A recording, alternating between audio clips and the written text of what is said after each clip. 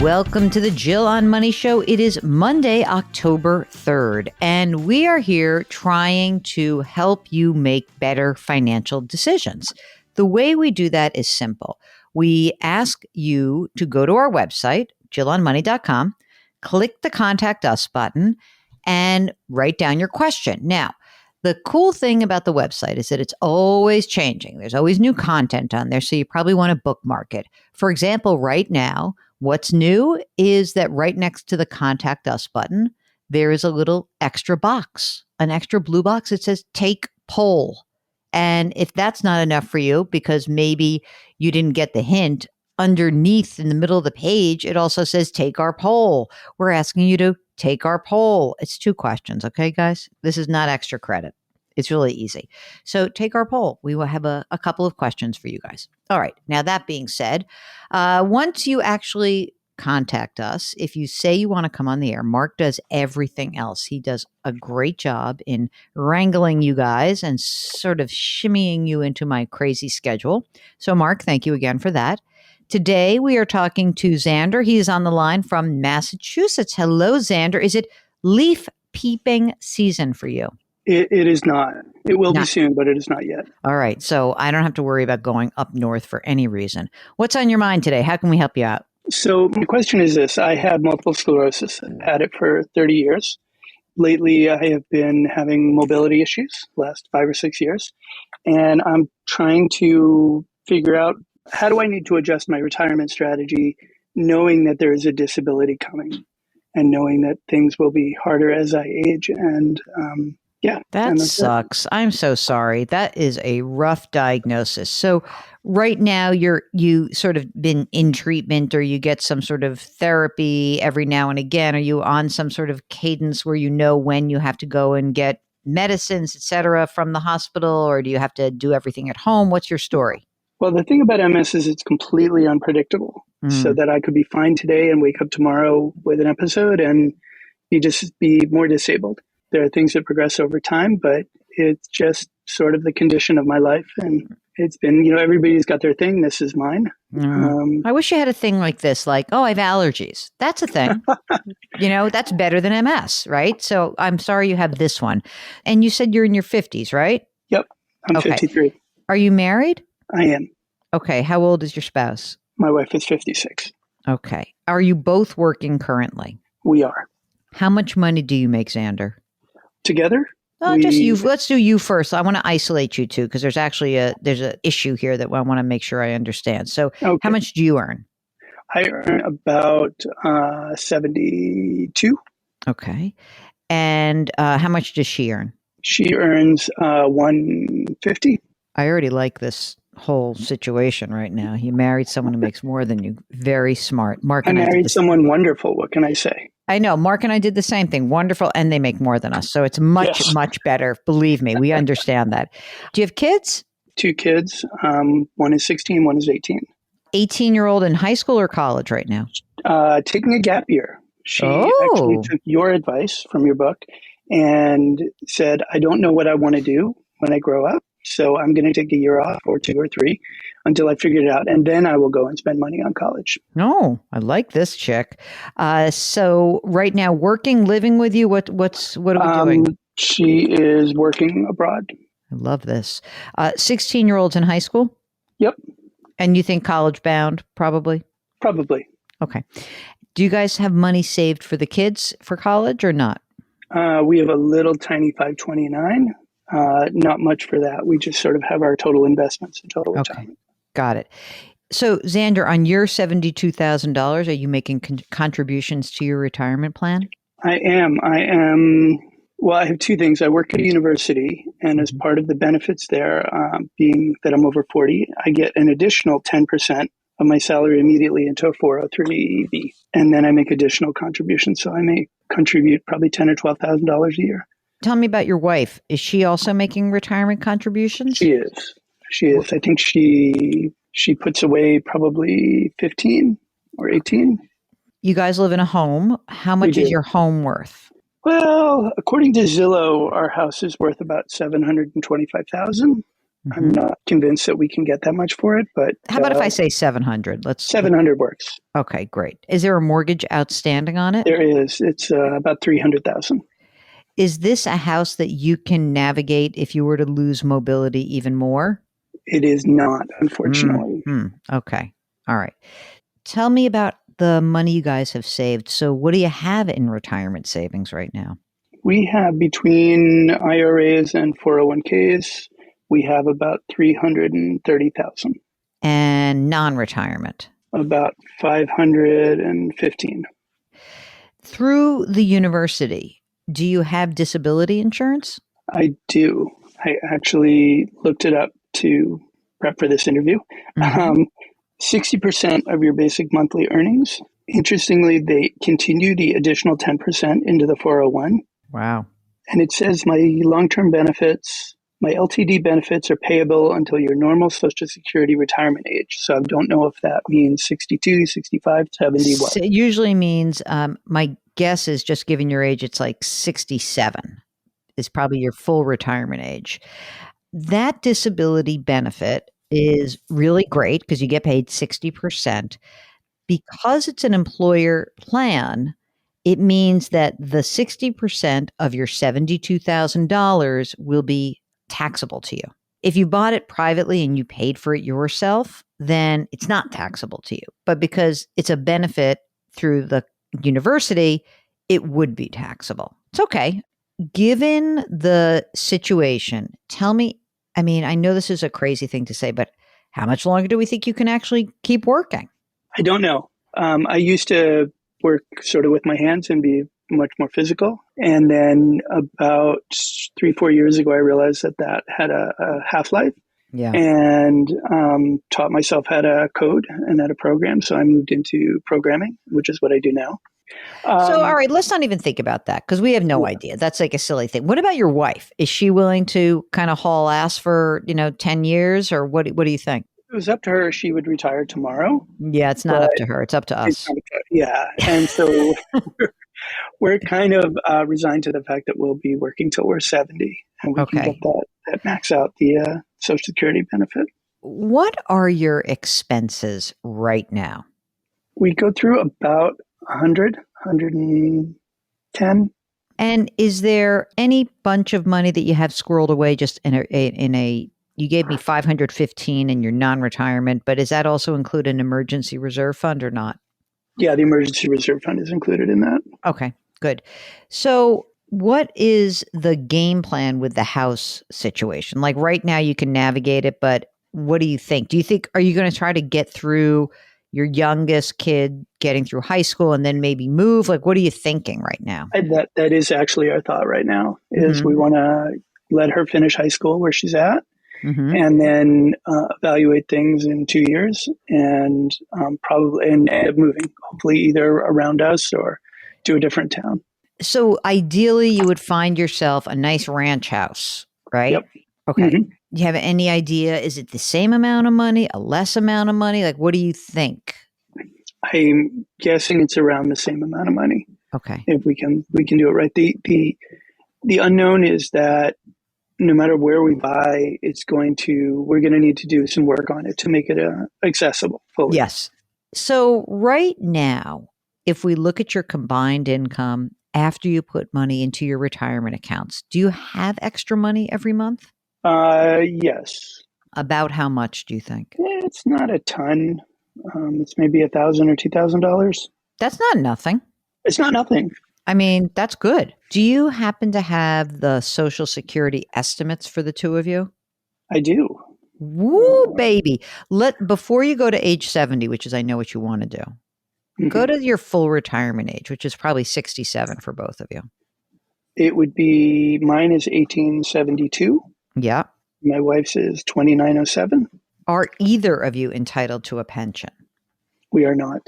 And is there anything else besides your obvious care and the situation that is like in front of you, are there any other issues that I need to be aware of, like family members, someone you want to be near, someone who's in trouble, people? I mean, I'm sure that everyone's like, no, we got to help you take care of yourself. But is there anything else out there?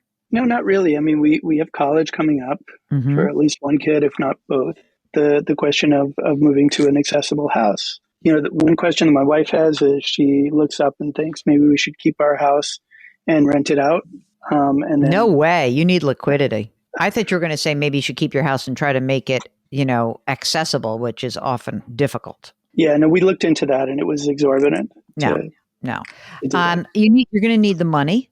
You need the Mhm. equity in your house. That's number one. So we need that $400,000. What's the interest rate on your mortgage right now? 3.25. And I presume you're not making any extra payments, right? No, I think I was paying an extra like $50 or $100 a month. Yeah, don't do that. Because especially if Okay. you're going to sell it, there's absolutely no reason to do that. Okay. So, I mean, you've got a nice chunk of money. Let's pretend, let's look ahead. You've got expenses of maybe should I round it up? I feel like I should say 120 a year You should because round it up. I mean, one of the things about being disabled is, or one of the harder things is, like, for instance, I used to do all my own landscaping and I can't do that anymore. Exactly. That's what I was just going to say. Things just cost more, right? Yes. So we need to come up with probably another 6 grand a month from your portfolio for on top of Social Security, just to, because you'll have taxes, et cetera. So we need to know, can we come up with 6 grand a month in, let's call it, the next 10 years? So right now you've got 800, let's call it 850. And it's not, I know it's not all working for you, but you are good savers. You're doing a great job. So, if you just keep doing what you're doing in your retirement accounts, I think you should be in good shape. Mark, is it fair to say with their contributions in 10 years and some modest market appreciation, will we have $2 million off that 850? What do you think? How much are they putting in a year, roughly? So just look at let's call it 15, say 25. Oh, wait, more than that. I'm sorry, because we've got 25 plus 7. So 32,000 a year because we've got the university putting money away. 10 years, it's right around 2 million. Okay. Off of $2 million a year, pulling $6,000 a month is kind of doable. It really is. When we look at a normal withdrawal rate, what does that mean? It just means like this is a back of the envelope thing, gang. So don't hold me to it. If you think about for every $1 million you save, you can probably pull about 30 to 35 grand a year. Okay. And that's kind of where I need you guys to be. So I think that the numbers will work. The issue for me is that if that were just like what we needed to do, you'd be okay. The house thing is a real deal. So I think that for the house, we don't know where interest rates are going to be in 2 years, right? You can see just how quickly interest rates can pop on us. But I do think that as we look ahead, you're going to need a mortgage. It may not be at 3.25%, it may be more like 4 or something higher than that in the next couple of years. I think that, it's going to require that you guys change the composition of your savings. I think you're going to have to put even you, I mean, it doesn't matter which one of you, but I think you're going to have to keep building up that non-retirement account and worry less about the retirement account because we're going to need some money to spend to make this house accessible for you. I think that that's going to be the priority. That sort of comes up the quickest. So we need to fund that. And you can't pay for your kids' college, I don't think. I mean, whatever the tiny 529 plans are, we need this money to work for you guys, and you need that money. So I don't think that college funding is in your future. It doesn't mean that they can't go to college. It means that you say to them, obviously they're not dumb. They know what your condition is. And, you can say, take loans out. And that's how we do it. And, we're going to, we'll help you the best we can, but this is the real deal. And, if your older daughter is like, I don't know what I want to do, and I really don't want to just spend the money, like, okay, then that's okay. But, maybe she wants to do some community college. She wants to take some classes. That's not a bad way to start the process. What I don't think is possible is for you to fund college, do the house, and retire with security. Those 3 things cannot exist. So something has to give. Did you think that that was sort of going to be the conversation we were going to have with you?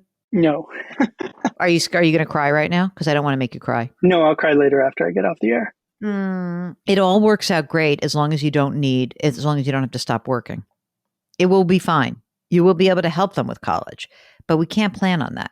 I don't see there being a better answer to this unless you have like stumbled onto a pot of gold behind my back. Have you? I don't know. Is there a pot of gold behind your back that I can find? No, there's a dog behind my back, but not a pot of gold.